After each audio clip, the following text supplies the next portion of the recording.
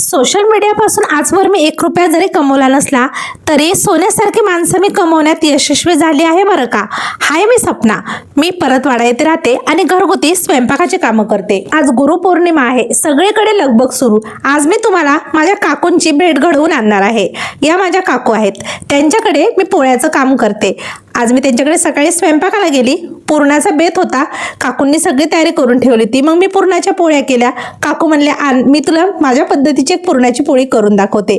आणि काकूनी पहा किती छान पुरणाची पोळी केली.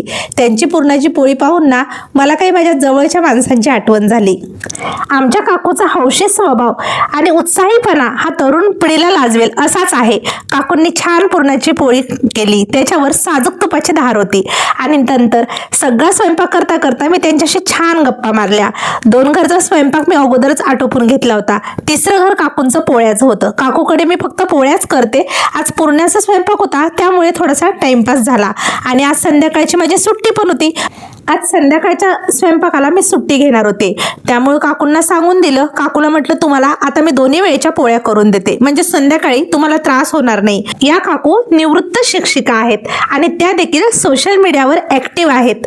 आज मी पाटवड्याची भाजी पण एका कामावर करून घेतली होती. एका पाठोपाठ एक सगळ्यांचे स्वयंपाक करून घेतले. माझ्या घरचा स्वयंपाक तर कधी होईल हे मला माहीतच नव्हतं. आषाढी पौर्णिमा असल्यामुळं दही बोण्याचं नैवेद्य घेऊन देवीच्या मंदिरात जायचं होतं. जसं वेळ जात होता ना तसं मला असं वाटत होतं मी घरी जाऊन कधी स्वयंपाक करणार. मग घरी आली, पुन्हा एकदा दुसऱ्यांदा आंघोळ केली, देवबाप्पाची पूजा आणि पटापट घरचा दुपारचा साधा स्वयंपाक आटोपून घेतला. आता पुरणाच्या पोळीचा माझ्या घरचा ब्लॉग तुम्हाला उद्या पाहायला मिळणार आहे. हे बघा, मी ऑनलाईन ब्लाऊज मागवून घेतलं होतं ब्लॅक कलरचं, ते आलंय आहे, कॉलरचं आहे. जर तुम्हाला याची लिंक पाहिजे असेल तर मला कमेंट बॉक्समध्ये PP किंवा लिंक टाईप करा. आणि आजचा मिनी ब्लॉग आवडला तर नक्की फॉलो करा.